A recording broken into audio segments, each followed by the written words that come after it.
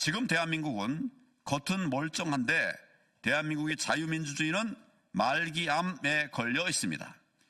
대한민국이 어느덧 가짜들이 판치는 세상이 되어 버렸습니다. 부정선거는 팩트입니다. 여러분 안녕하십니까? 황교안입니다. 대한민국은 자유민주주의 공화국입니다. 누구도 이를 흔들 수 없습니다. 국민 여러분, 요즘 밤잠을 잘 이루지 못하실 것입니다. 정치인의 한 사람으로서 참으로 죄송하다는 말씀을 드립니다. 정치인 여러분, 요즘 많이 힘드실 겁니다. 그러나 자업자득입니다. 그리고 선관위의 부정선거 주동자 여러분, 그동안 남 모르게 자행해왔던 선거 조작이 대통령의 특단 조치로 인해서 서버 포렌식으로 모든 것이 다 들통날까봐 전전긍긍하고 있을 것입니다. 지금 국민이 선출한 윤석열 대통령은 국회의 탄핵 의결로 직무정지 상태에 있습니다. 대신 한덕수 대통령 권한대행이 국정을 이끌어 가고 있습니다. 저는 8년 전 박근혜 대통령 탄핵 상황에서 대통령 권한대행을 했던 선언자로서 최근의 국가 위기 상황과 관련해서 몇 가지 말씀을 드리고자 합니다. 첫째, 한덕수 대통령 권한대행은 지금 헌법재판관을 임명하면 안 됩니다. 그 이유는 현재 탄핵이 인용된 상태가 아니고 심리 중인 상태이기 때문입니다. 다 아시다시피 무죄 추정의 원칙이 있습니다. 그러므로 선출된 권력이 아닌 대통령 권한대행은 현상 유지 그리고 관리가 무엇보다도 중요합니다. 현 대통령의 핵심 가치를 흔드는 조치는 하면 안 됩니다. 따라서 헌법재판관뿐만 아니라 장관급이 임명은 하지 않아야 합니다. 저 역시 2017년 대통령 권한대행 시절 장관급은 임명하지 않았습니다. 인사의 경우 차관급까지만, 그것도 시급한 경우에만 임명했습니다. 헌법재판관 역시 대통령 탄핵이 인용되기 전까지는 임명하지 않았습니다. 탄핵이 인용된 이후에 대통령이 그 직을 다 마친 뒤에 그때 가서야 임명을 했던 것입니다. 좀 더 구체적으로 말씀드리자면 2017년 3월 10일 헌법재판소에서 박근혜 대통령의 탄핵이 인용됐습니다. 그런데 그 이전인 같은 해 1월 31일 박한철 헌법재판소장이 퇴임함으로써 헌법재판관 공석이 생겼으나 당시 대통령 권한대행이었던 저는 새로운 헌법재판관을 임명하지 않았습니다. 왜냐하면 당시는 헌법재판소에서 대통령 탄핵을 심리 중인 상태였기 때문입니다. 이후에 3월 10일 헌법재판소에서 박근혜 대통령의 탄핵이 인용됐습니다. 그리고 나서 3월 29일 이선의 헌법재판관을 제가 임명했던 것입니다. 그러니 한덕수 대통령 권한대행께서는 탄핵이 인용되기 전까지는 헌법재판관을 임명하면 안 됩니다. 임명하지 마십시오. 다른 장관도 마찬가지입니다. 청문회를 거쳐야 하는 직급은 임명하지 않으셔야 합니다. 이는 국정의 정상적 운영을 위해서입니다. 저도 그랬듯이 한덕수 대통령 권한대행께서도 그렇게 하실 줄로 믿습니다. 둘째, 국민 여러분들께서 잘 인지하고 못하고 계신 우리나라의 심각한 상황, 즉 자유민주주의 체제를 파괴하는 암덩어리를 치료하지 못하고 있는 상황에 대해서 말씀을 드리도록 하겠습니다. 우리나라 자유민주주의는 말기암에 걸려 있는 상태입니다. 그 암덩어리가 너무 커서 비상계엄이 아니면 백약이 무효하다고 대통령이 판단할 정도입니다. 그렇다면 왜 말기암 상태인지 말씀을 드리도록 하겠습니다. 첫째, 선거를 통해 민의가 고스란히 반영되어야 하는데 전혀 그렇지 못하기 때문입니다. 민의가 정확히 반영되어서 제대로 된 투개표로 대통령이 선출되고 국회의원들이 뽑혀야 하는데 그 시스템이 전혀 작동하지 않고 있다는 점이 바로 말기암이라는 것을 말해주는 것입니다. 둘째, 소위 여러분이 말하는 극우 유튜버들이 부정선거 문제를 제기한다면 선관위는 그렇게 의심받는다는 사실 자체에 부끄러워하고 합당한 설명을 통해서 하나하나 의혹을 풀어줘야 합니다. 그러나 선관위는 오히려 의혹을 감추고 소송으로 윽박지르고 또 말도 안 되는 엉터리 답변을 내놓고 있다는 것입니다. 셋째, 사회에 이렇게 큰 암덩어리가 있으면 언론이 항암제 역할을 해서 정상 세포는 살려두고 암세포를 골라서 죽여야 하는데 전혀 그렇지 못한 것입니다. 언론은 암덩어리가 너무 크니까 이거 치료 안 되니 이제 모른 채 하자 이렇게 했을지도 모르겠습니다. 혹은 저거 정말 극우 유튜버들이 늘 떠드는 헛소리 이렇게 치부하는 그런 기사로 가름하고 말았습니다.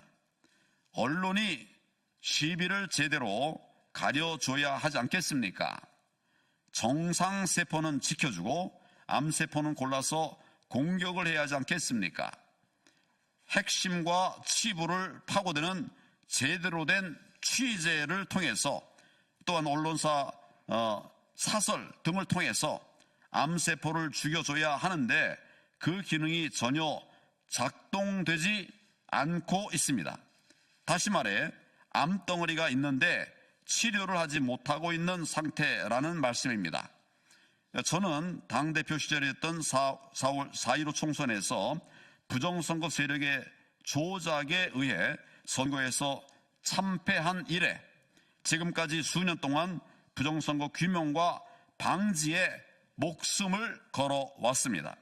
왜냐하면 자유민주주의를 파괴하는 이 암덩어리를 제거하지 않으면 대한민국의 미래는 없기 때문입니다. 이미도 치명적인 결과를 가져오고 있지 않습니까? 이는 좌파 우파를 따질 사안도 아닌 것입니다.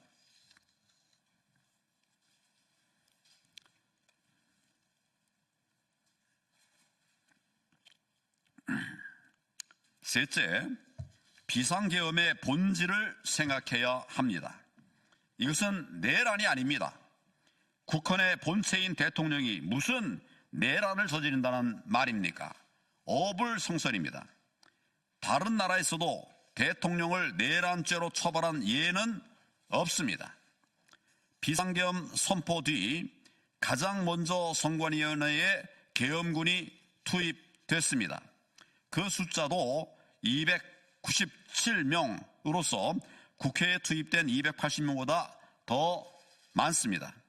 대통령도 그리고 김영현 전 국방장관도 부정선거 문제 때문에 극약 처방을 내린 것이라고 했으니 이 부정선거 문제가 과연 그런지 아닌지를 가리는 것이 최우선이 되어야 하지 않겠습니까?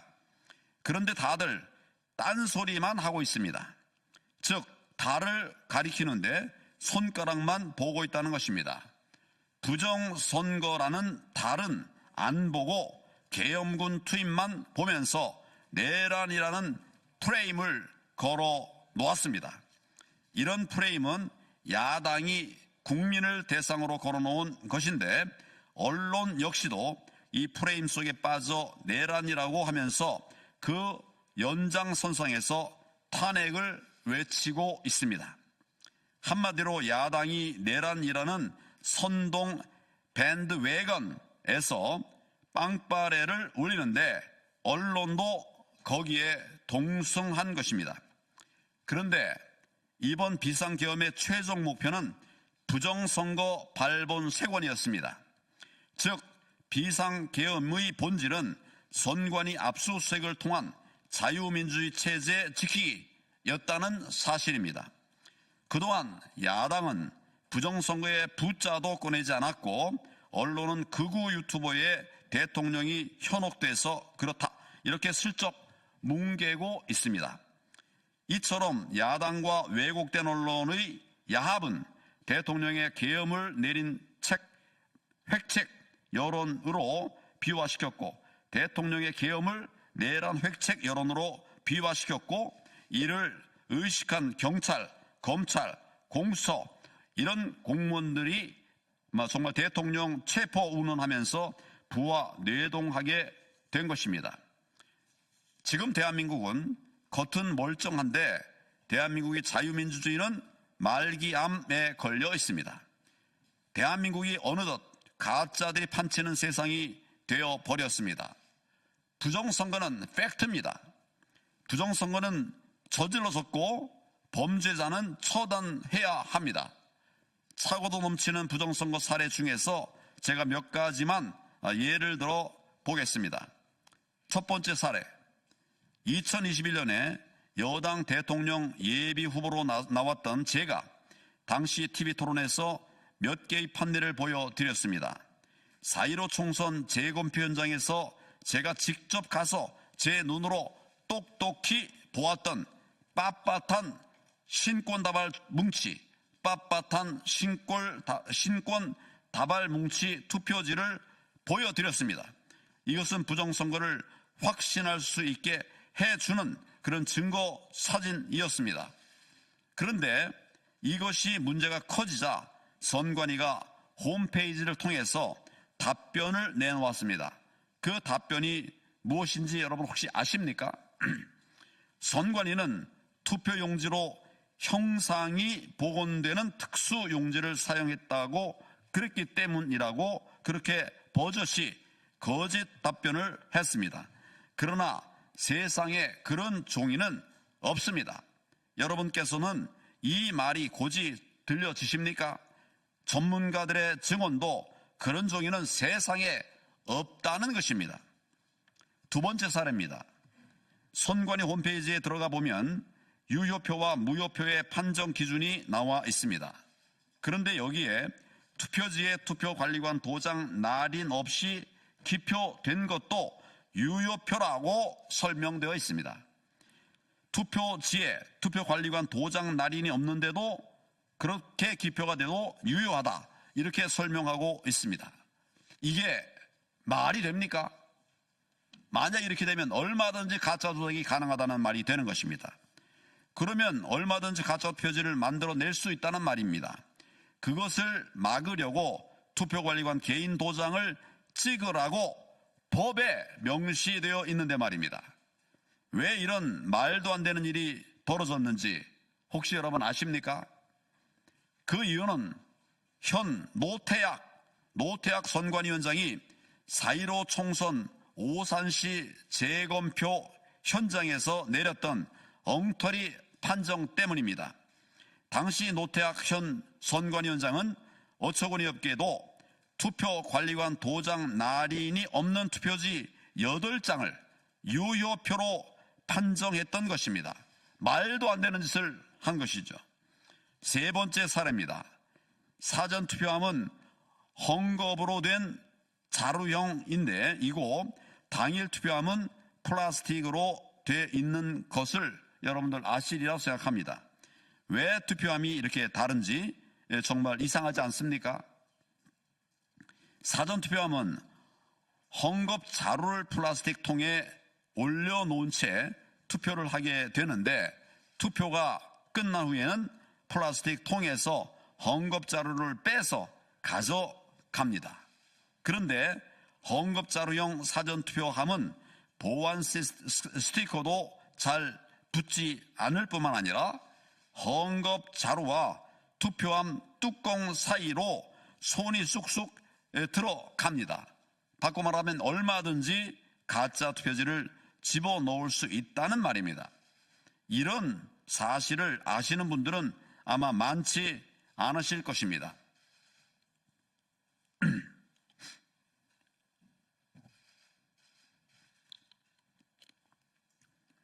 또 사전투표를 누가 했는지, 몇 명이 했는지 이런 것을 확인할 수 있는 자료는 그 어디에도 없습니다. 오직 중앙선관위 서버만이 그 답을 알고 있을 뿐입니다. 그런데 선관위는 그 서버의 공개를 철저히 숨기고 있습니다. 사전투표는 이처럼 근본적으로 치명적인 문제를 가지고 있는 것입니다.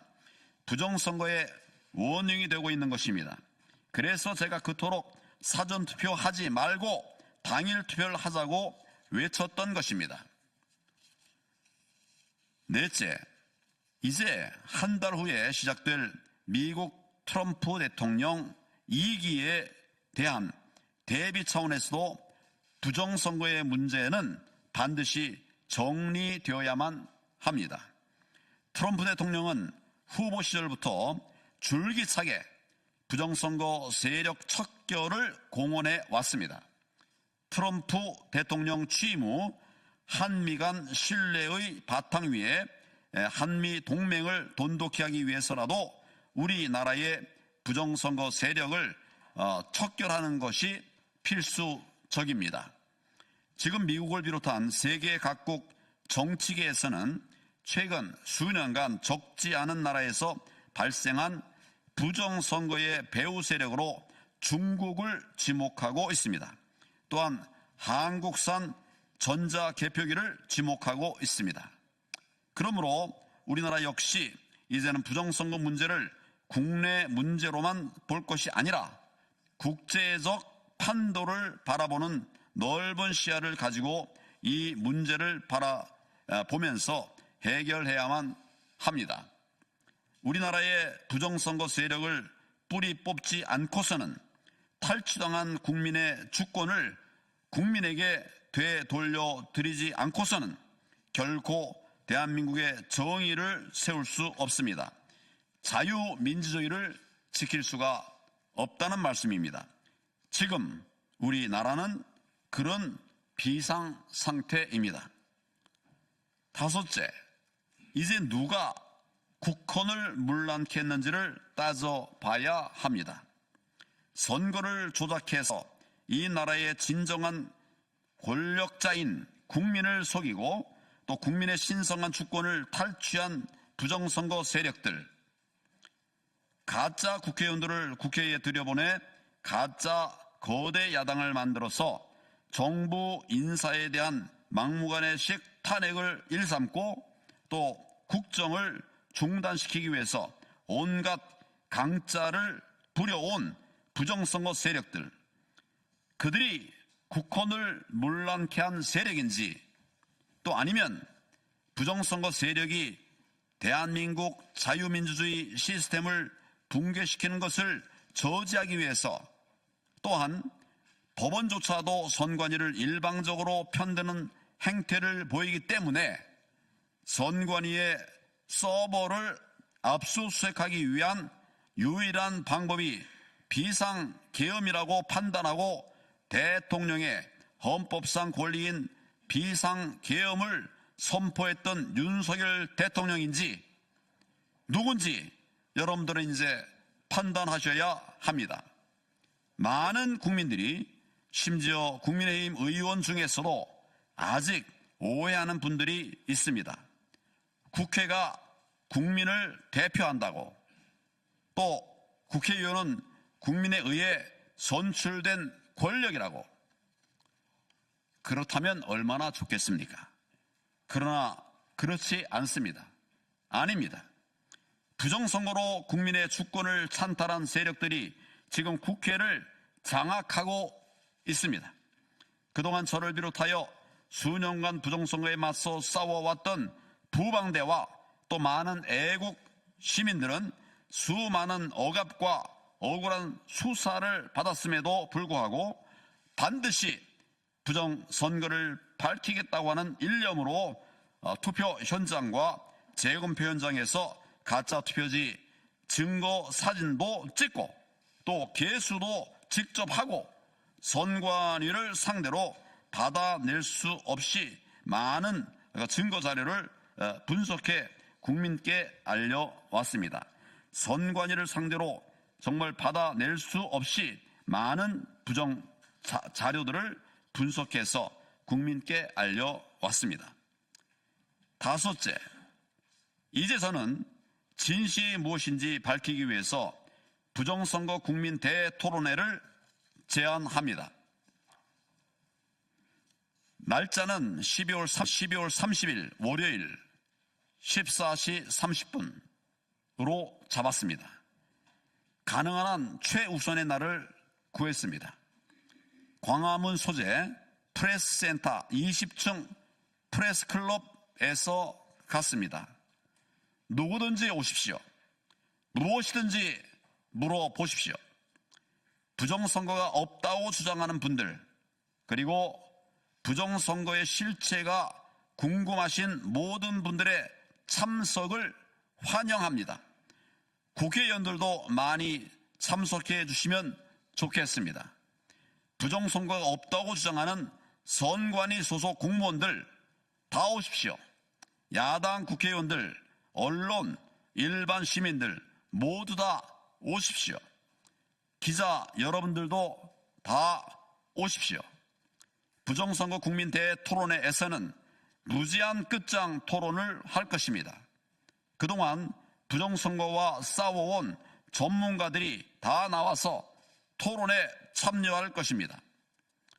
무엇이 국헌문란인지 또 누가 국헌을 문란케 했는지 꼭 오셔서 두 눈으로 똑똑히 확인해 보시기를 제안합니다. 일곱 번째, 마지막으로 기자 여러분께 호소합니다. 왜 이런 말도 안 되는 부정선거 행태에 대해서 정의의 칼이 되어야 할 기자 여러분들은 시비를 가려서 또 무엇이 옳고 무엇이 그른지 밝혀주셔야 되는데 그렇게 하지 않는 이유가 무엇입니까? 재검표 현장에서 주요 언론 기자들은 아예 없다시피 했던 그런 사실을 저는 기억합니다. 매주 집회를 하는데 주요 언론의 기자들 안 보였습니다. 저는 기자는 아니지만은 많은 기자 선배들로부터 기사는 발로 쓰는 것이다, 이런 얘기를 들어왔습니다. 직접 현장을 찾아서 발로 뛰면서 취재하라는 말씀이라고 생각합니다. 그런데 왜 여러분들은 현장을 취재하지 않고 선관위의 해명만 이것을 옮겨 쓰고 있다는 말입니까? 용감한 기자들, 사명감에 불타는 기자들의 정론 직피를 기다리고 있습니다. 이 기다림의 시간이 길지 않기를 바랍니다. 거짓이 진실을 이길 것입니다. 정의가 하늘을 울릴 것입니다. 감사합니다. 수고했습니다.